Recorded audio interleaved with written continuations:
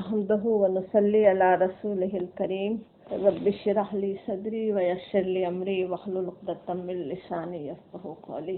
اعوذ باللہ من الشیطان الرجیم بسم اللہ الرحمن الرحیم سورہ بنی اسرائیل ہم پڑھ رہے ہیں. اس کی آیت نمبر 64 ہے وَاسْتَفْزِزْ مَنِ اسْتَطَعْتَ وَاسْتَفْزِزْ اور بہکا لے پھسلا لے من استطاعت جس پر تیرا بس چلے منہم ان میں سے بصوتک اپنی آواز سے وَأَجْلِبْ اور کھینچ لا اور یا چڑھا دے ان پر بخیلک خیل گھوڑے کو بخیلک اپنے سوار ورجلک اور اپنے پیادے وشارکہم اور شریک ہو ان کا فی الاموال ان کے مالوں میں والاولادی اور ان کی اولادوں میں وعدہم اور وعدے کر ان سے وما اور نہیں یعیدہم وعدے کرتا ان سے الشیطان شیطان الا مگر غرورا دھوکا اور فریب. سب سے پہلا لفظ پہ غور کر لیں. وَاسْتَفْزِزْ جو ہے لفظ نا اس کا روٹ ورڈ ہے فیزے. اس سے استفزاز جب کہیں تو مطلب ہوتا ہے کسی کو جیسے ہلکا سمجھنا، گھبرا دینا اور اپنی جگہ سے ہٹانا، کسی کو کمزور پا کر اس کے قدم پھسلا دینا. اصل میں بات کیا ہے کہ انسان ہے ہی کمزور نا، اور اصل طاقت اس کے پاس ایمان سے آتی ہے. اللہ تعالیٰ جو العزیز الحکیم ہے، القوی العزیز ہے، اس سے تعلق انسان کو مضبوط بنا دیتا ہے. اور شیطان کی کوشش ہوتی ہے کہ انسان کے اللہ سے تعلق میں کمی آ جائے تو اسے پھسلانا اس کے لیے آسان ہو جائے نا. اور جتنا انسان پھسلتا ہے اتنا ہی شیطان کے لیے جیسے ترنے والا بنتا چلا جاتا ہے، شیطان کے ہاتھ ہی لگ جاتا ہے نا. اگر انسان پھر اپنے رب کی طرف پلٹے، استغفار کرے، دوبارہ اپنے رب سے تعلق مضبوط کر لے، تب تو دوبارہ طاقتور بن جائے، شیطان سے مقابلہ کر سکے. لیکن اگر اس کی توفیق نہیں ہوتی، پلٹتا نہیں ہے، استغفار نہیں کرتا، اپنے رب سے تعلق کو دوبارہ استوار نہیں کر لیتا، تو پھر کیا ہوتا ہے شیطان کے ہاتھوں میں کٹ پتلی بن سکتا ہے نا.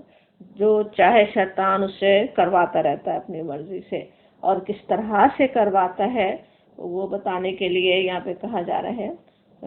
پہلی بات تو تھی کہ فَاسْتَفْزِزْ مَنِ اسْتَطَعْتَ جس کو تو کر سکتا ہے، جس کی تو استطاعت رکھتا ہے. اللہ تعالیٰ نے چھٹی دے دی ہے اس کو، تو اس نے مانگی تھی چھٹی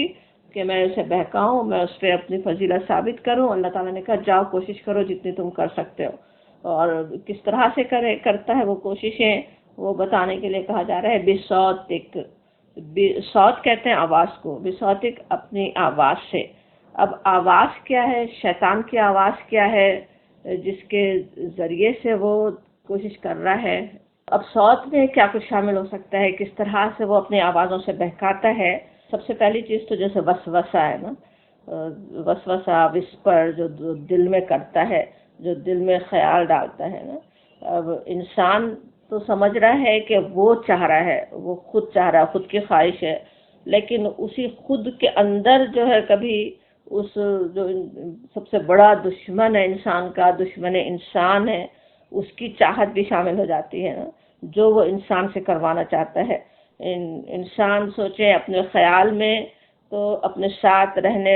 بسنے والوں کے بارے میں کیا کچھ سوچ رہا ہے، اسے اپنی عقل مندی سمجھ رہا ہے کہ دوسرے کی چالیں اور حرکتیں مجھے سب کچھ سمجھ میں آتی ہیں، کیا کچھ مجھے نظر آتا ہے، مجھے معلوم ہے وہ کیا سوچ رہے ہیں، کیا کر رہے ہیں. لیکن یہ نہیں پتہ چلتا خود اس کو ہی کہ دوسروں کی اتنی غلط تصویریں دکھانے میں شیطانی لینس بھی کام کر رہا ہے نا. بیچ میں لینس کہہ رہی ہوں کیونکہ اردو میں محدب عدسہ کہتے ہیں نا، جو تصویر کو بڑا کر کے دکھا دے، لیکن وہ تو شاید کسی کو پتہ نہ ہو محدب عدسہ ہوتا ہے کیا ہے. تصویر جس میں بڑی ہو کر نظر آ جائے تو وہ شیطانی لینس ہے. ویسے ہی کہ وہ دوسروں کی ایسی بری تصویر دکھا کر پھر اوپر سے سکھاتا بھی ہے نا. ایک تو تصویر دکھائی، پھر سکھا رہا ہے کہ اب تم یہ کرو، تم وہ کرو، کوئی نہ کوئی گناہ کروانے کے لیے زور لگوا لیتا ہے نا. قطع تعلق کر ڈالو، لڑائی کر دو، غصے میں آ جائیں، تانے دیں، غیبت کریں، دوسروں کو بدنام کر ڈالیں، اور اس طرح کی کتنی ہی ایسی غلط چیزیں انسان دل میں ڈال سکتا ہے نا، جو انسان کو سمجھنا بھی مشکل ہوتا ہے نا، اگر صحیح علم نہ ہو، پتہ نہ ہو کہ وہ نفس میں وہ دشمن بھی بیٹھا ہوا ہے، وہ بھی کوشش کر رہا ہے، تو ایک تو وہ آواز ہے جو ہمیں کانوں سے نہیں سنائی دیتی، دل کو سنائی دیتی ہے، چپکے سے آ رہی ہوتی ہے، اور اس کے علاوہ بھی پھر کیا کچھ وہ کوششیں اپنے آواز کے ذریعے بہکانے کے لیے کر سکتا ہے نا، لوگوں کو سیدھے راستے سے ہٹانے کے لیے خود ابلیس، خود وہ اور اس کے چیلے، اس کے شیاطین چیلے، پھر انسانوں میں سے اس کے چیلے جو اس کے باتوں میں آ چکے ہوں، اس کے ہاتھوں میں کٹ پتلی بنے ہوئے ہیں، اس کی مرضی سے کام کر رہے ہیں، پروپیگنڈے، شور و غوغا، ہنگامے، تقریریں، باتیں، جلسے، جلوس، اور بھی چیزیں کتنی بڑھتی ہی جا رہی ہیں نا، یہ سب چیزیں تو ہمیشہ سے بھی تھیں، لیکن اب آج سوچیں تو وہ صرف آواز ہی نہیں، تصویروں اور امیجز کے ساتھ انسانوں کی توجہ اپنی طرف کھینچنے کے لیے، اللہ کے راستے سے اسے ہٹانے کے لیے کیسی کیسی چیزیں ایجاد ہو چکی ہیں، کئی گانے بجانے، میوزک، گیمز، ریڈیو، سنیما، پھر چھوٹی چھوٹی چیزیں، یہ فون ہی، اسمارٹ فون ہی چلے ہوئے ہیں، ہر گھر میں ہر ایک کے ہاتھ میں موبائل، کوئی نہ کوئی ڈیوائس ہر ایک کے پاس، جس پہ ہر منٹ پہ ایک ویڈیو چاہے تو دیکھ لے انسان، پھر نیوز چینل ہو کہ ٹاک شو، کچھ اور معلومات دینے کا بہانہ ہو، کیسے کیسے پروگرام کے ساتھ ساتھ اور کتنی شیطانی چیزیں بھی ساتھ ملتی رہتی ہیں، پھر ایپس کا سوچے تو وہ تو پھر کیسے کیسے ایپس ہیں نا، آج شیطان تو کیسے بہکا رہا ہے ان کے ذریعے سے، الٹی سیدھی تصویریں ایک دوسرے کی لوگ بھیج رہے ہوں، ایک دوسرے سے جو چاہے چپکے چپکے باتیں کر رہے ہوں، نامحرم باتیں آپس میں کر رہے ہوں، اور پتہ ہی نہیں چل رہا ہے کہ نہ بڑوں کو پتہ ہے، نوجوان بیٹھے باتیں کر رہے ہوں، بڑے بڑے تک بھی کیسے کیسی اس میں شیطانی حرکتیں کر سکتے ہیں نا ان ایپس کے ذریعے سے، تو کیسے یعنی سوچیں تو سمجھ میں آتا ہے کہ کتنے کوششیں اس کی چل رہی ہیں نا مسلسل، کس کس طرح سے یہ کوششیں کر کے اپنی آواز کے ذریعے انسانوں کو بہکانے کی کوشش کر رہا ہے، اور بھی جو صوتک کہا جا رہا ہے نا، جیسے تیری آواز یعنی شیطانی آواز، اس میں کیا کچھ شامل ہے سوچیں تو ایک تو وہی جیسے ابھی ہم نے سمجھا اپنے نفس میں بیٹھے ہوئے شیطان کا وسوسہ، پھر دوسرے انسانوں کے دلوں میں بھی وسوسہ ڈالتا ہے نا، اور اس کی وجہ سے بھی ہمارے کان کیسی کیسی باتیں سنتے ہیں، اپنے ہی خیر خواہوں سے، محبت کرنے والوں سے، دوست، اپنے دوست کس طرح سے اپنی دوستوں کو کبھی انکریج کر کے برائی کی طرف اس کو ترغیب دے کر، کبھی نیکیوں پہ شرمندہ کر کے، کبھی برائیوں کے لیے ڈیر کر کے، کیسی کیسی برائیوں کی طرف لے جاتے ہیں نا، ڈرگس میں لگا دیں، حرام چیزیں کھلا پلا دیں، نماز کی طرف جانا مشکل بنا دیں، اور وہ یہ دعوت کبھی تو بالکل کھلی دعوت بھی ہوتی ہے، لیکن اکثر ہمیں پتہ ہے انسان آسانی سے بالکل کھلی برائی کی دعوت نہیں مانگتا نا، جس طرح ہمیں معلوم ہے اس نے جب ابلیس نے بھی بہکایا حضرت آدم علیہ السلام کو، خیر خواہ بن کے آیا تھا نا، کوئی اچھا کام ہے سمجھ کے کروا رہا تھا نا، کہ تم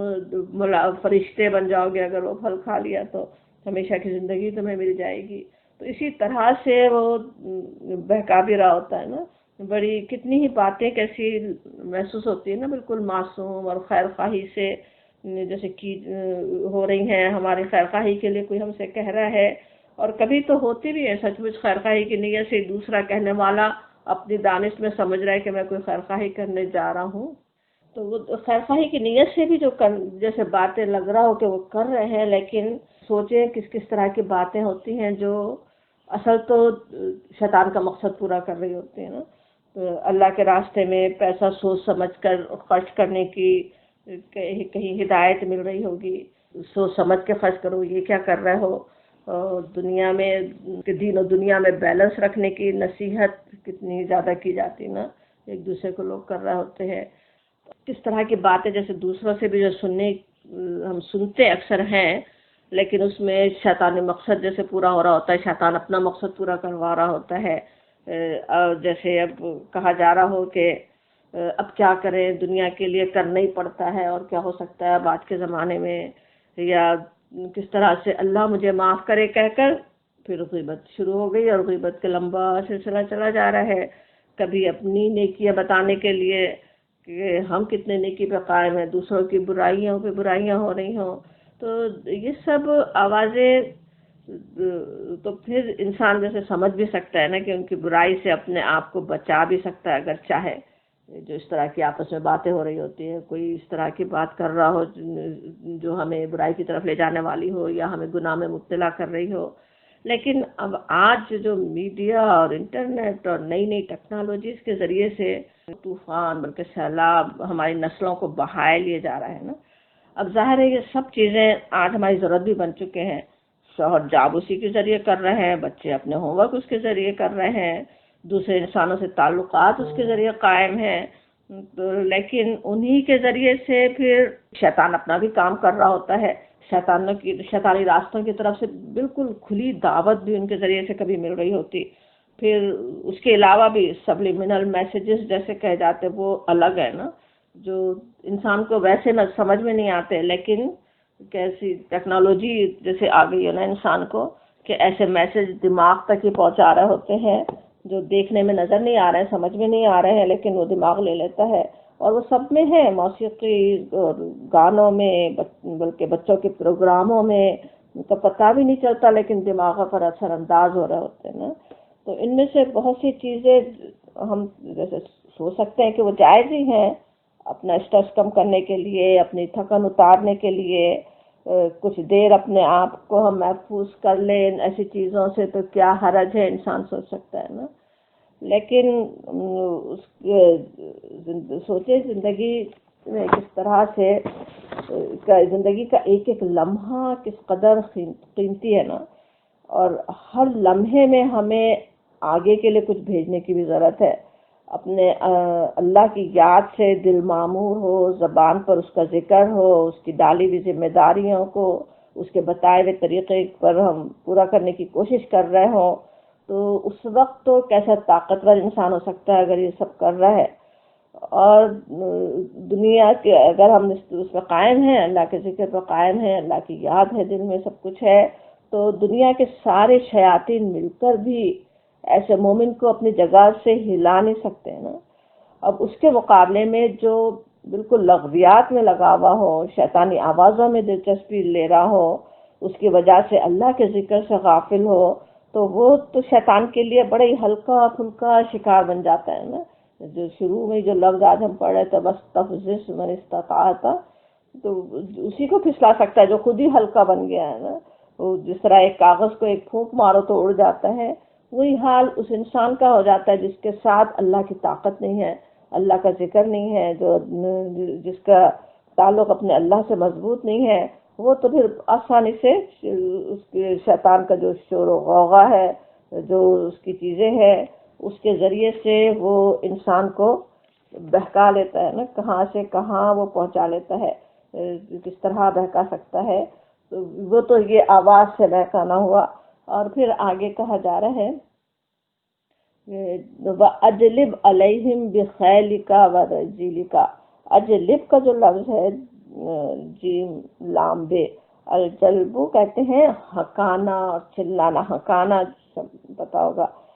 جیسے اجلب علیہ یہاں پہ اللہ ہے نا، اجلب علیہ کہا جائے تو جیسے کسی پر چلا کر زبردستی اسے آگے بڑھانا. جس طرح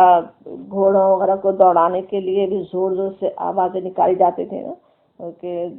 زور سے آوازیں نکالے تو وہ اتنی زور سے بھاگنا شروع کر دے. اور یہ کہ تو کہا جا رہا ہے کہ وہ اجلب علیہم، کہ ان پر ان کو پھسلا لے، انہیں بہکا لے. اور کس طرح سے بہکا علیہم، اپنے خیل کا، خیل گھوڑوں کے لیے آتا نا، تو تیرے گھوڑے شیطان کے لیے کہا جا رہا ہے، اپنے گھوڑوں. ورجل کا، رجل جو ہے وہ پیدل چلنے والے کو ویسے کہتے ہیں نا.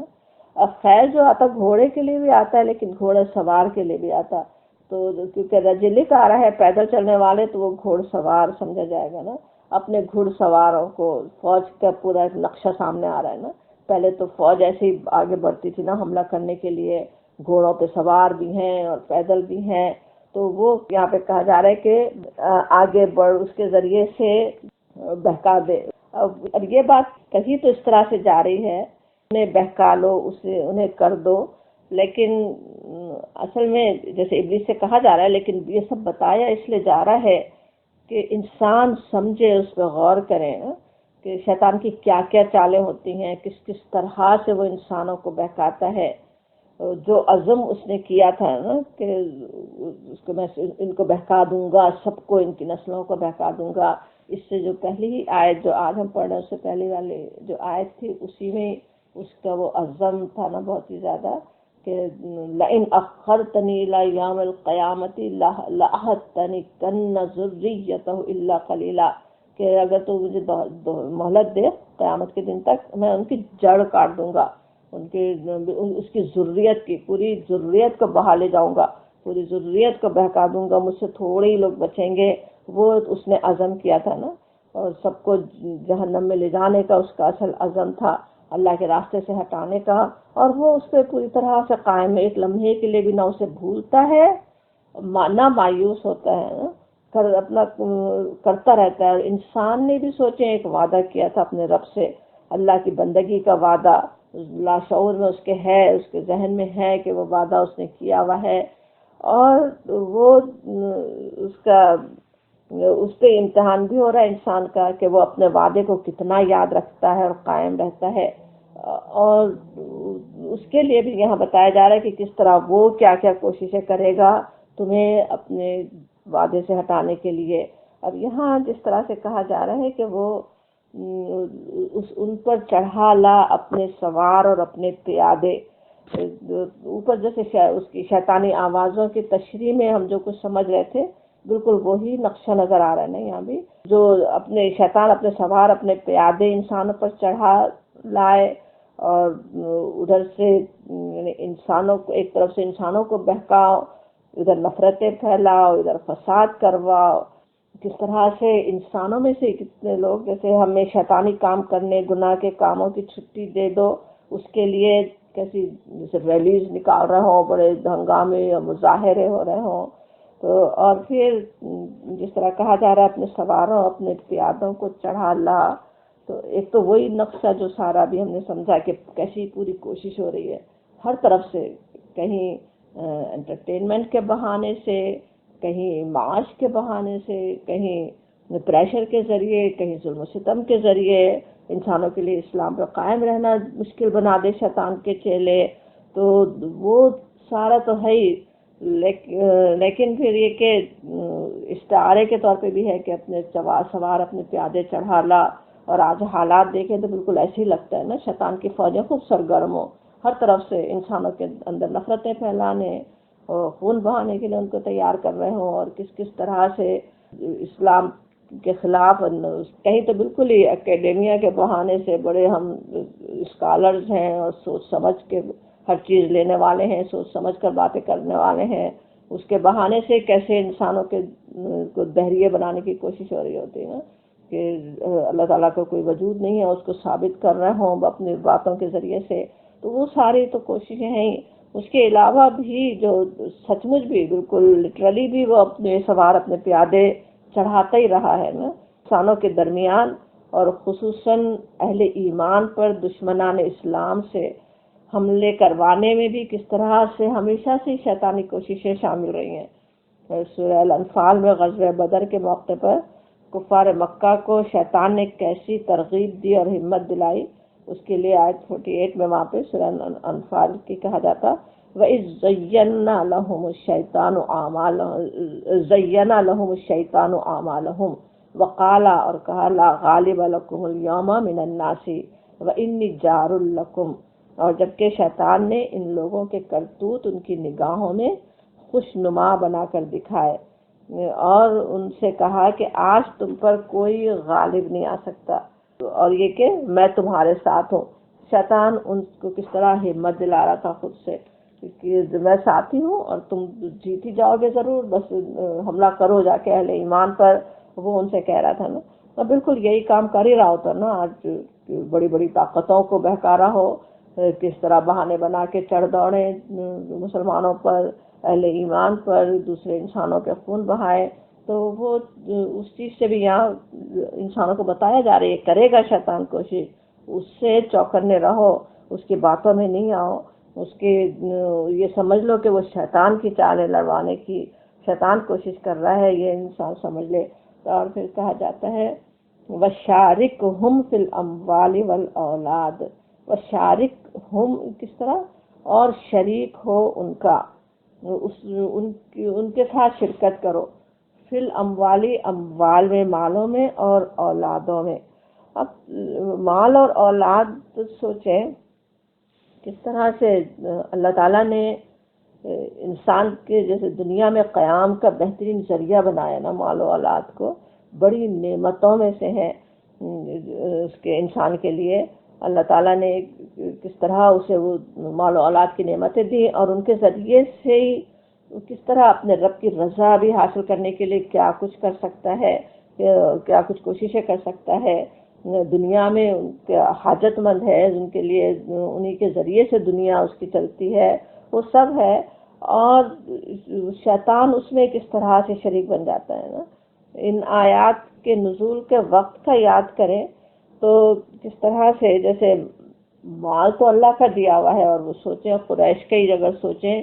تو کتنی اللہ کی کیسی بڑی نعمت ان پر ہو رہی تھی۔ اللہ تعالیٰ نے انہیں اللہ کے گھر کی بدولت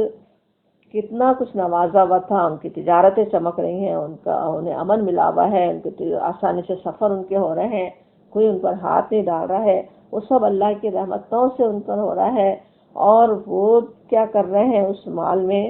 اس مال کو کمانے کے لیے خود بھی محنت اور کوششیں بھی اگرچہ انسان کرتے ہی کرتا ہے،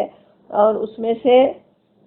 جو بتوں کا حصہ نکل رہا ہے اچھے سے اچھا نکل رہا ہے۔ پیچھے ہم صورتوں میں تفصیل پڑھ بھی چکے ہیں نا،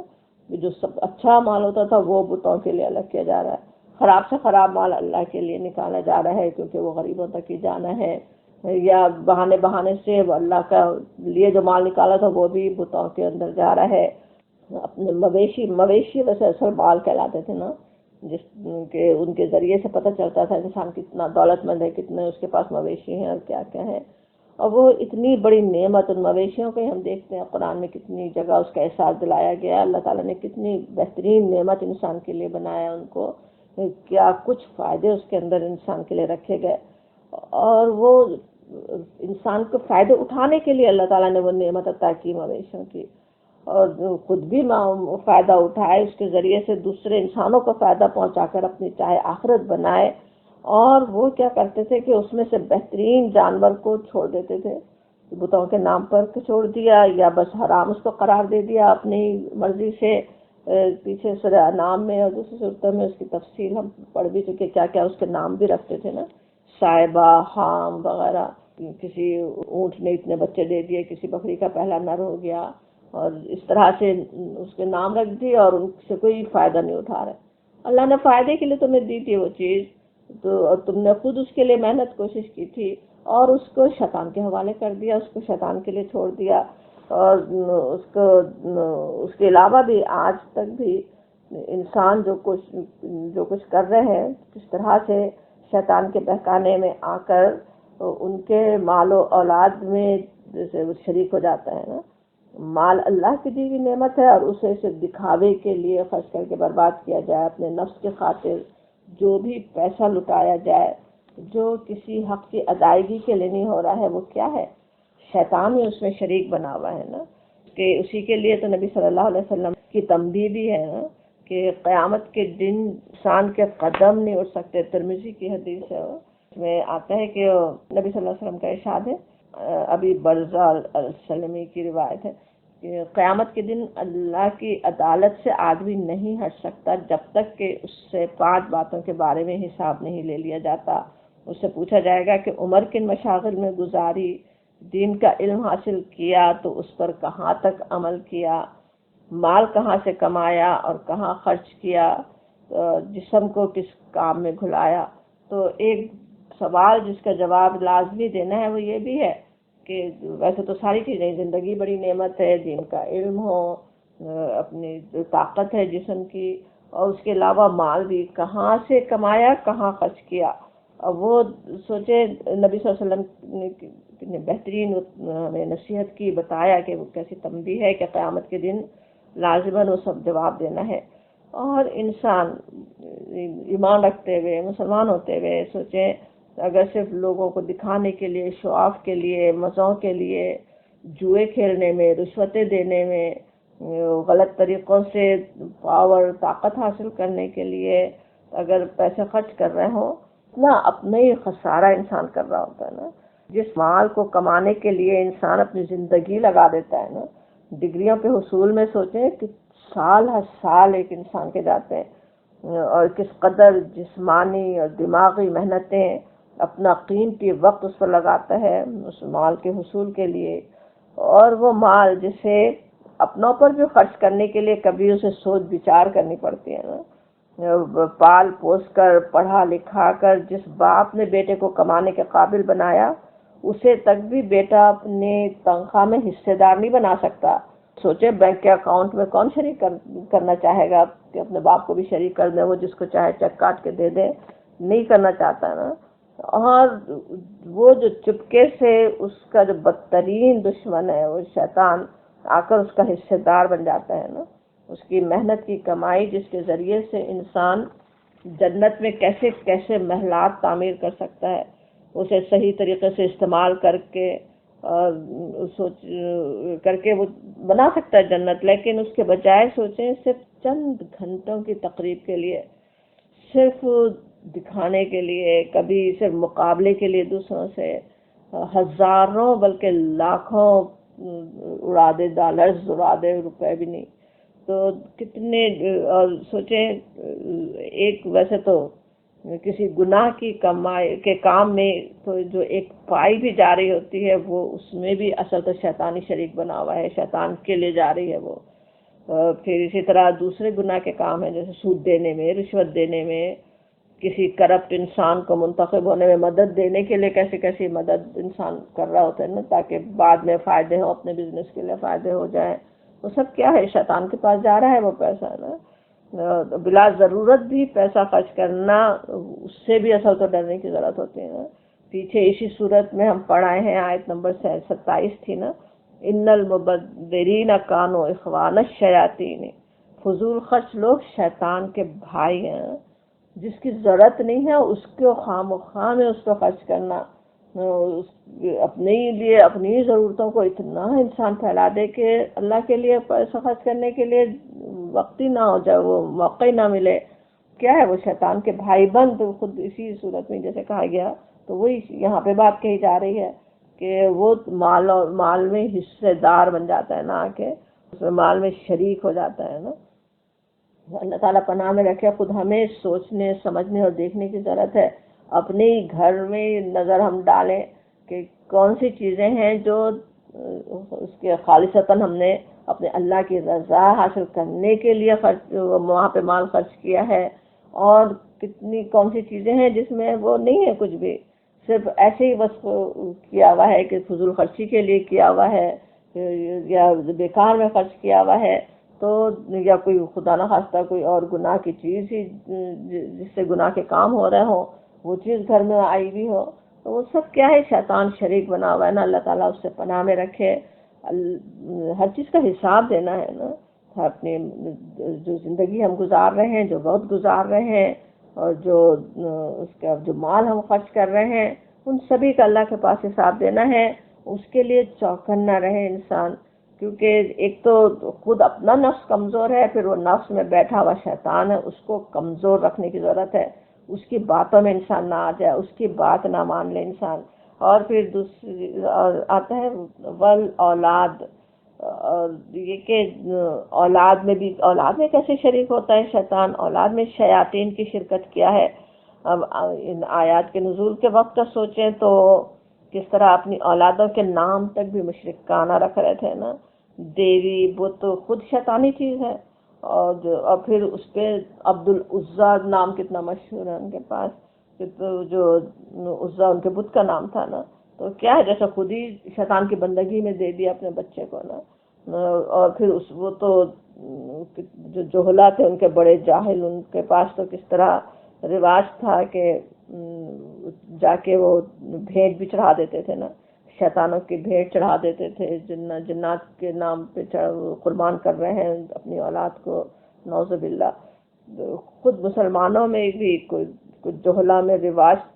تھا اور ابھی تک بھی کیا پتہ ہوگا بھی، اولاد مانگنے کے لیے جا رہے ہیں، بزرگوں کے مزاروں پہ بیٹھے ہوئے ہیں، اور پھر جب اولاد مل گئی تو ان پر ہی نام بھی رکھے جا رہے ہیں، فلاں کے فیض سے مل گئی، فیض فلاں، فیضان فلاں، اور اس طرح کے کتنے ان کے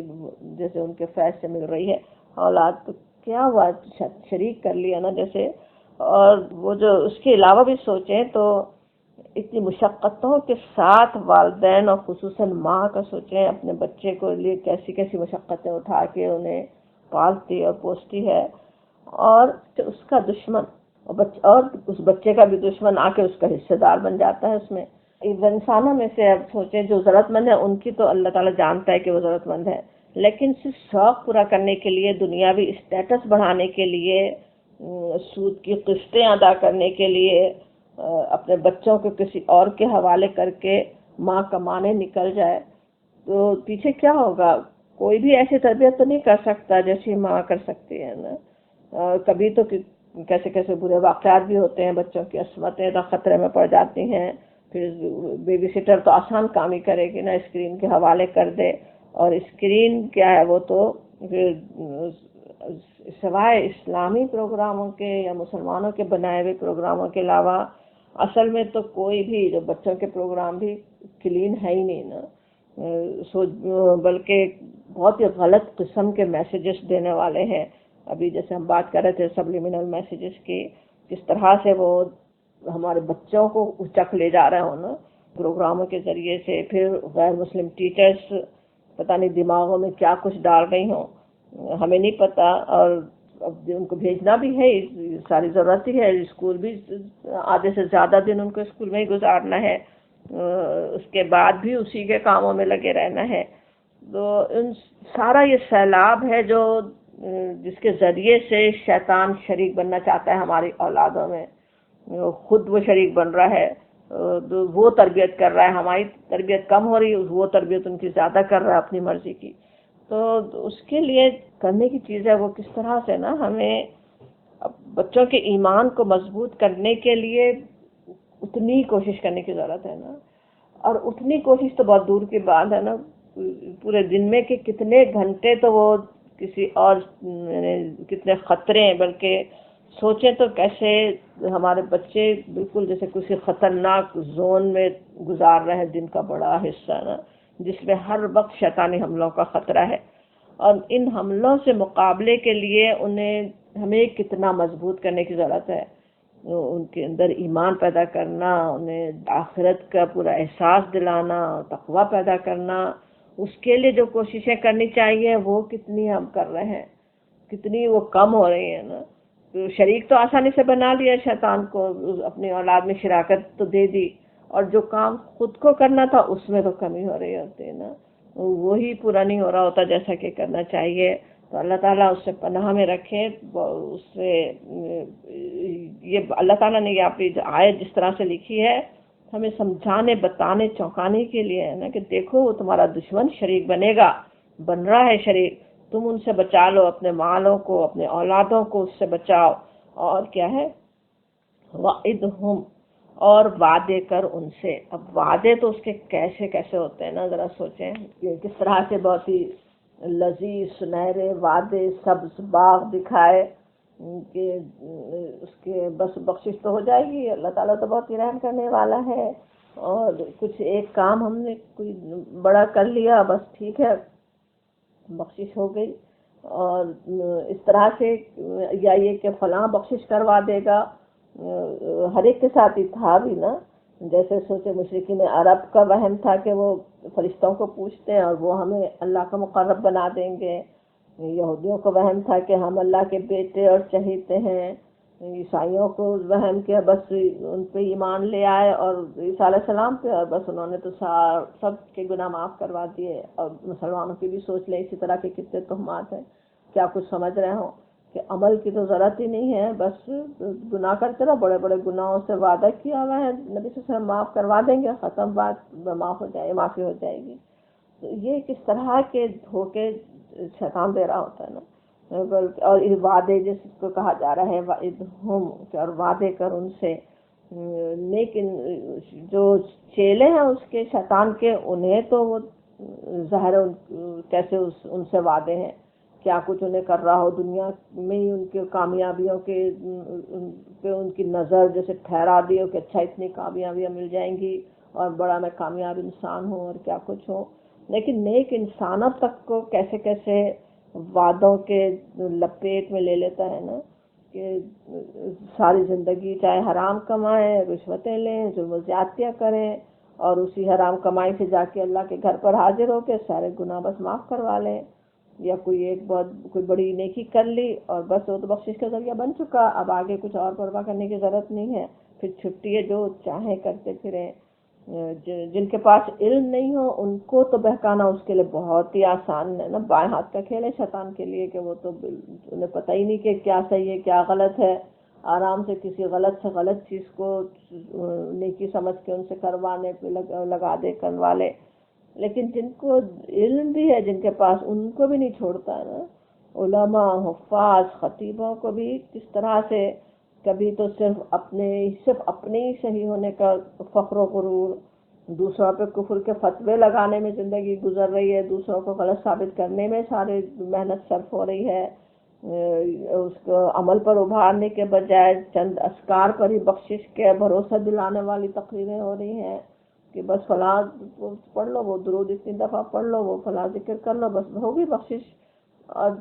عمل کیا کرنے کی ضرورت ہے؟ کیا دنیا کیسی جا رہی، شیطان اتنی کوشش کر رہا ہے، تو اس سے مقابلے کے لیے ہمیں بھی تو کچھ کوشش کرنے کی ضرورت ہے نا. اس سیلاب کو روکنے کے لیے ہمیں کیا کرنا ہے وہ بھی تو سوچنے کی ضرورت ہے. وہ تو سوچ نہیں نہ دے، وعدے کیے ہوئے ہیں، بس ہم نیکی کر رہے ہیں، ہم تو ہم نمازیں پڑھ رہے ہیں، روزے رکھ رہے ہیں، ہم نیکی پہ قائم ہیں، ہمارے لیے کافی ہے.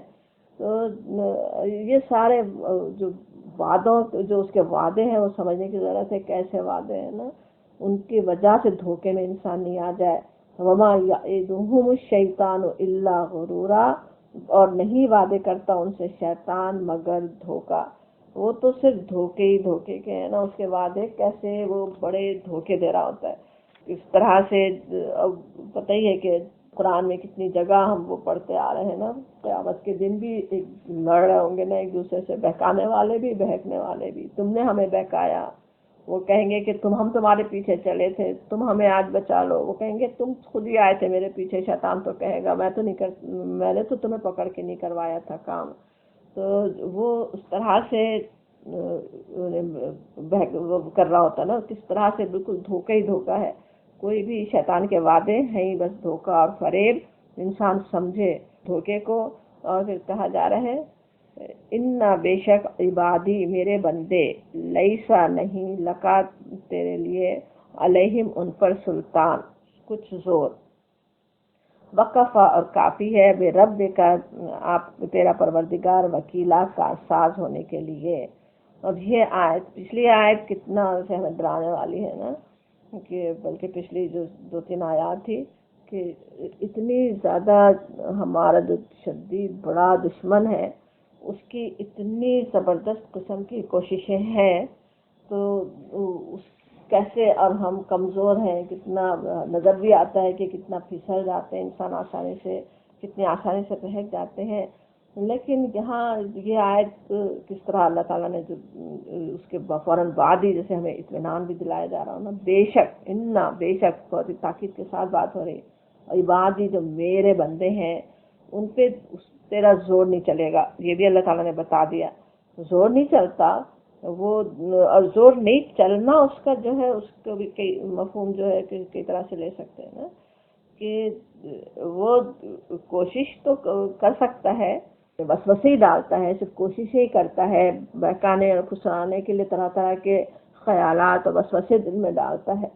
کسی کو زبردستی اپنے راستے پہ کھینچ نہیں سکتا، کسی بھی انسان کو، چاہے وہ بالکل ایمان نہیں رکھنے والا ہو، چاہے وہ کوئی دہریہ ہو یا کوئی بھی ہو، کسی کو بھی پکڑ کے برائی تو نہیں کرواتا نا.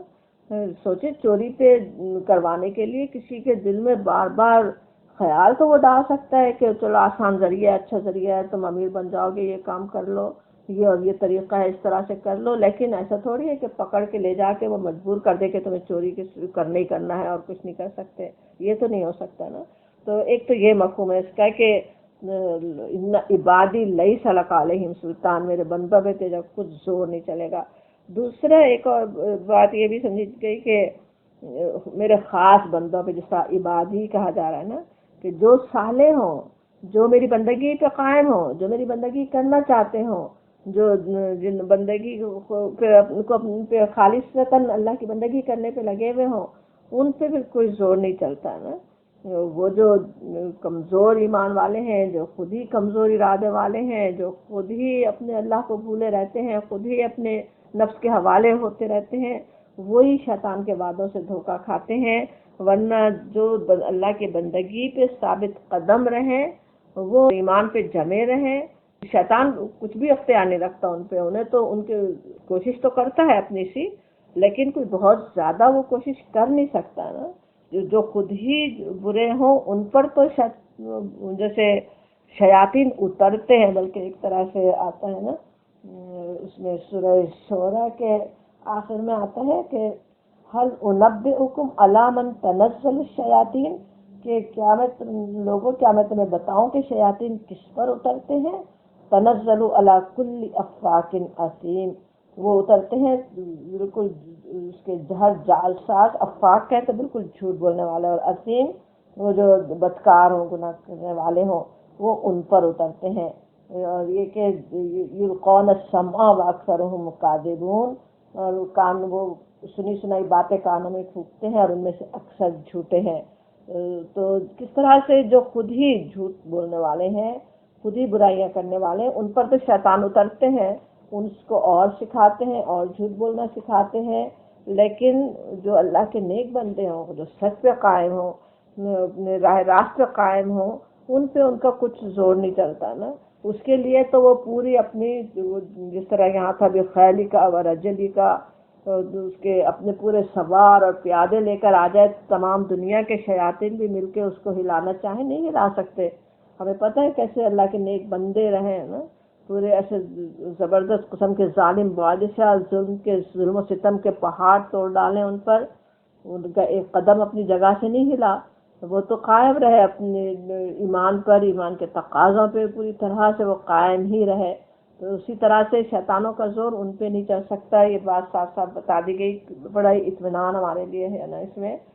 کوششیں تو کر رہا ہے، ابھی بھی کر بھی رہا ہے، چار طرف ان دنیا میں نظر آ رہی ہیں، لیکن ہم اپنے اللہ کو پکڑ لیں، ہم اس کے بندے بن جائیں، اپنے آپ کو اس کی بندگی میں دے دیں اللہ کی، تو اس کا کوئی زور نہیں چلنے والا۔ اور کتنا اطمینان دلایا جاتا، وَكَفَىٰ بِرَبِّكَ وَكِيلًا، اور کافی ہے آپ کا پروردگار کارساز ہونے کے لیے۔ اللہ کے حوالے اپنا معاملہ کر دیں، ایک وکیل جیسے کرتے ہیں تو اپنا سارا مقدمہ، سارا معاملہ اس کے حوالے انسان کر دے، وہ بچا لے جائے، وہ تمہارے لیے مقدمہ لڑے۔ اللہ وکیل ہے، اللہ کی طاقت تو اتنی زبردست ہے، وہ شیطان کا کیا زور چل سکتا ہے اس کے مقابلے میں نا۔ وہ جو العزیز ہے، القوی ہے، وہ جو الجبار القہار ہے، اس کے سامنے اس شیطان کی ابلیس کی ساری دنیا کے ابلیس، ساری دنیا کے شیاطین مل کے بھی کچھ طاقت سے اپنی کوششیں کر ڈالیں، وہ سب بہت کمزور ہے اللہ تعالیٰ کے لیے۔ تو وہ اس سے تو مت ڈرو، جیسے کہا جا رہا ہوں نا، اس کی پرواہ نہیں کرو۔ اصل پرواہ ہمیں کیا کرنے کی ضرورت ہے؟ ہم قائم ہو جائیں اللہ کی بندگی پر، اور جتنی بہترین طریقے سے ہم اللہ کی بندگی پر قائم ہوں، اتنا ہی شیطان کمزور ہوتا چلا جاتا ہے نا۔ ایک بسم اللہ الرحمن الرحیم بھی ہم زبان سے نکالتے ہیں تو جیسے حدیث میں آتا ہے کہ شیطان بالکل کمزور ہو جاتا ہے نا۔ اذان دی جا رہی ہو تو شیطان الٹے قدموں بھاگ جاتا ہے نا۔ آتا کدھر ہے؟ جہاں اس کی مرضی کے کام ہو رہے ہوں، جہاں اس طرح کی چیزیں، گناہ کی باتیں، گناہ کے کام ہو رہے ہوں، فحش گانے بجانے چل رہے ہوں، فحش باتیں ہو رہی ہوں، یا کوئی اور مشرکانہ قسم کی بات چیت ہو رہی ہو، مشرکانہ اعمال جہاں پہ ہو رہے ہیں، وہاں تو شیطان کی باتیں کھل جاتی ہیں، وہ تو ایک دوسرے کو اور بلا کے وہاں پہ نازل ہونا شروع ہو جاتے ہیں۔ تو اللہ تعالیٰ ان سے اپنی پناہ میں رکھے، ہم انشاءاللہ اللہ کی پناہ میں رہیں۔ اللہ تعالیٰ اپنی پناہ میں لینے والا، اللہ تعالیٰ کا وکیل ہونے کے لیے کافی ہے۔ وآخر دعوانا الحمدللہ رب العالمین۔